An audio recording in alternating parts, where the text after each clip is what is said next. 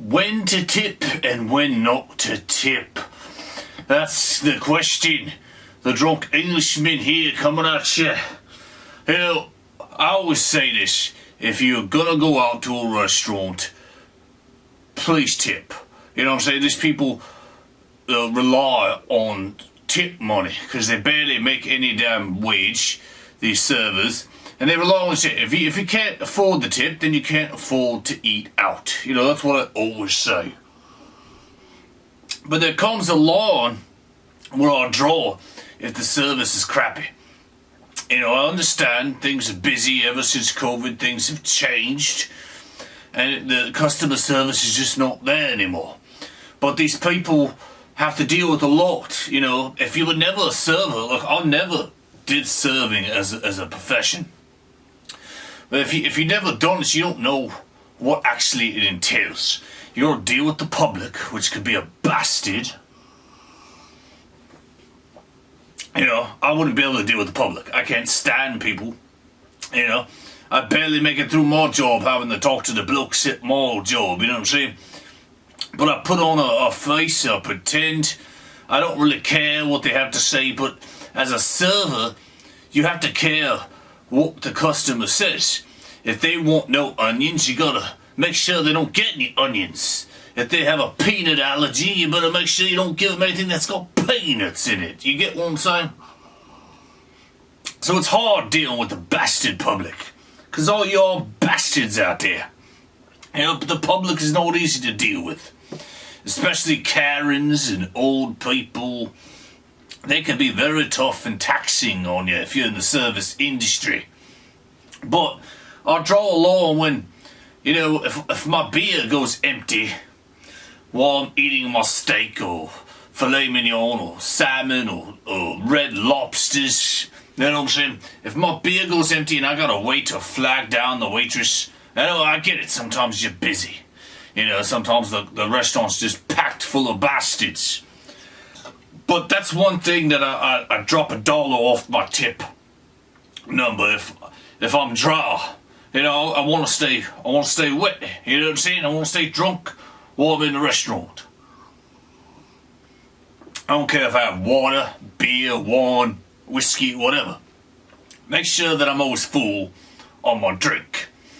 Now, another thing is the food cold? A lot of time that's not the server's fault. That's the cook's fault.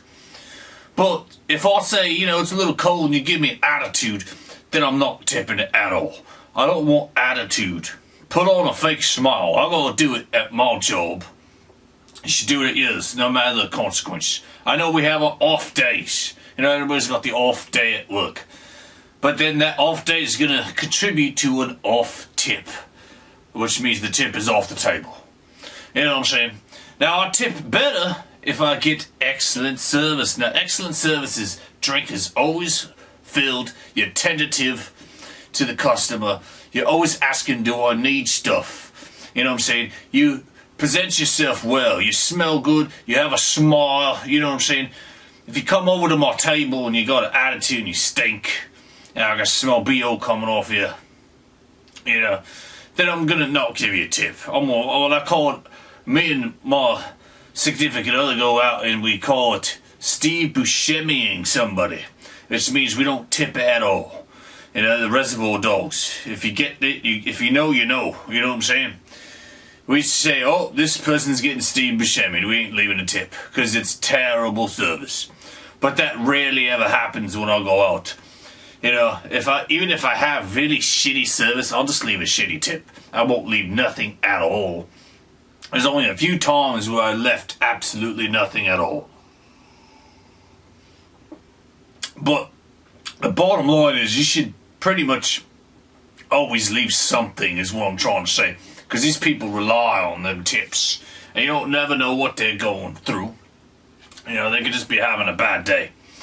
But you should reward, you should reward the waitress or waiter if she's doing a great job. Or he's doing a great job. You should reward them.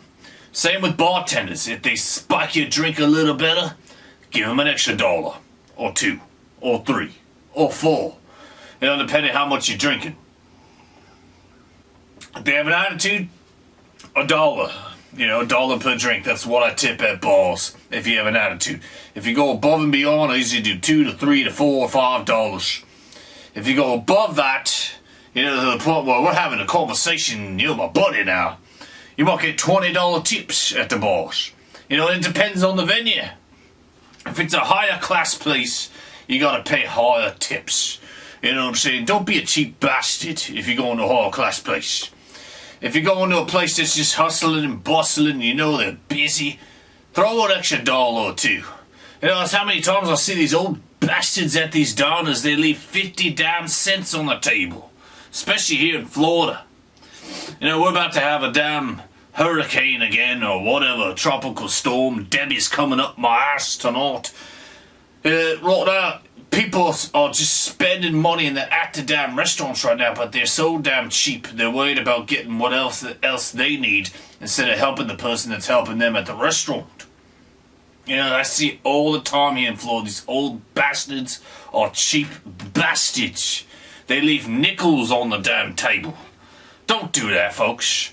You know, there's a time to tip and a time not to. Now, just explain that to you, folks. I hope you take this video to heart and please comment right down below, right below my drink right here. How much would you tip?